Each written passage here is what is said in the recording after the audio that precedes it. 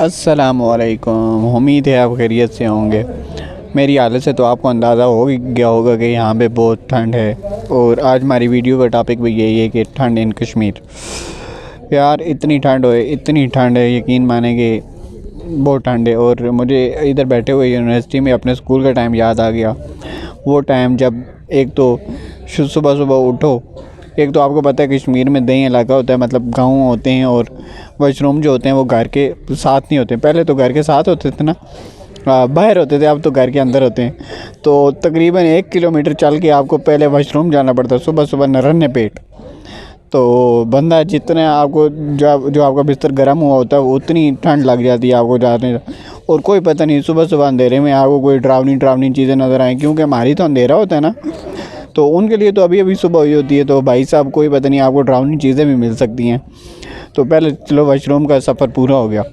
Washroom जाने के बाद जी बंदा जो ठंडा पानी होता है वो इस तरह है, टच करो वापस इस तरह करता है बंदा, यकीन मानो उंगली भी नहीं रखनी होती। राड चाड का तो सिस्टम होता नहीं है। चलो अगर राड हो भी गया तो 1 किलोमीटर बाल्टी कौन उठा के लेके जाए वॉशरूम। तो फिर वॉशरूम का सफ़र पूरा हो गया। फिर हम जी आए नाश्ता करने के लिए। अभी चाय की एक सिप लो और फिर नीचे रखो, चाय ठंडी बर्फ़ बन गई। भाई साहब बर्फ़ वाली चाय पी के हम जाते हैं स्कूल। पहली बात तो ये हमारे स्कूल जाने का ये उतराई थी ना इस तरह से, तो कोहरा पड़ा होता था। यकीन मानो कोहरे से बंदा इधर से स्लिप हो तिलकता ना, जिसको हम अपनी ज़बान में कहते हैं तिलकना, तिलकता है बंदा तो डायरेक्ट स्कूल पहुंचता था। कोई उधर से कोई लड़की गिर रही है, इधर से कोई लड़का गिर रहा है, उधर से कोई बच्चा गिर रहा है, बच्ची गिर रही है, गिरते पड़ते हम लटकते गिरते हम स्कूल पहुंच जाते हैं। कभी कभी तो ऐसा भी होता है, वो पानी नहीं होता है रात को, पानी कहीं बारिश हुई हो तो उसके ऊपर कोहरा पड़ा होता है ना, तो वही ज़मीन मतलब कोई इंसान जो है, हम इंसान ही हैं, तो उसके ऊपर पाँव रखते हैं तो पानी अंदर हो जाता है। जी बंदा सोचता है ये तो ज़मीन थी, वो कोहरा होता था असल में। तो खैर स्कूल पहुंच गए। ऊपर से हमने बाटे के शूज़ पहने हुए। आजकल तो स्नैकर हम पहनते हैं, जागर, उस टाइम बाटे के शूज़ चलते थे सिर्फ। तो बाटे के शूज़ पहने हुए, ठंड लगी हुई इतनी ठंड लगी हुई, यकीन माने कि उधर से हमें जी सुबह सुबह कोहरे वाले ग्राउंड में आके असम्बली करवाते थे। मैं तो एक पाँव उठा के दूसरा पाँव रखता था ताकि यार चलो एक पाँव को ठंड लगे दूसरे को ना लगे। तो इतनी ठंड, फिर कभी कभी मैं असम्बली से भी छुप जाता। ये एक दफ़ा क्या हुआ, मैं असम्बली से छुपा हुआ था, तो वो ग्रीन बोर्ड नहीं होता, मैं उसके पीछे, मतलब ग्रीन बोर्ड दीवार के साथ लगा हुआ, मैं उसके पीछे बैठ गया जी। मेरा पाँव गलती से बाहर रह गया। तो मेरी टीचर आई, उन्होंने मुझे कान से पकड़ के उठाया, कहती क्या कर रही। मैंने कहा मैम ठंड होती है, असम्बली में नहीं जाने होता। तो मुझे लेके गई और असम्बली में इतनी बातें सुनाई कि मेरे जो है ना 14 तबक रोशन हो गए।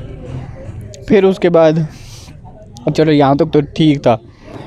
तो अब ग्राउंड भी हो गया, सारी चीज़ें हो गई, असम्बली भी हो गई, अब क्लासेस में चला गया। क्लासेस यकीन मानो इतनी ठंडी जैसे उस बर्फ़ के गोले पड़े हुए।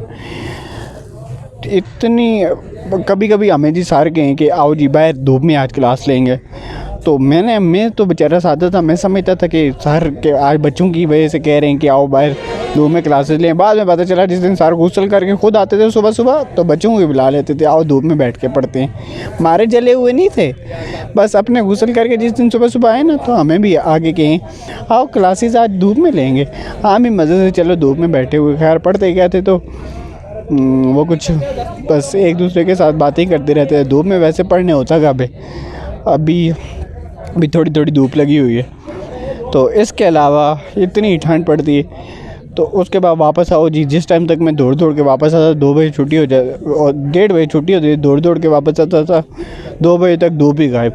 फिर आगे घर वाले पकड़ लें, चलो जी गुस्ल करने का टाइम है। अब ठंड में किधर से गुस्ल हो, तो अब बड़ी मुश्किल से जी पहले मैं बैठ जाऊँ धूप में कि नहीं मैं करता ही नहीं हूँ। बाद में जब चपलियाँ बरसें तो फिर मैं कर लूँ ठंडे पानी से।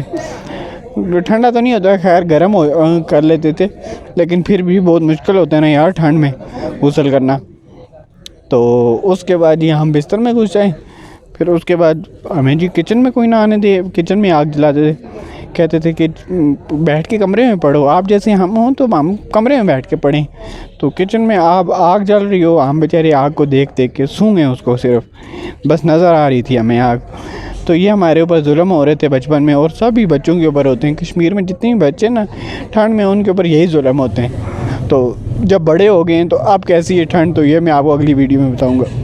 तो फ़िलहाल के लिए अल्लाह हाफिज़।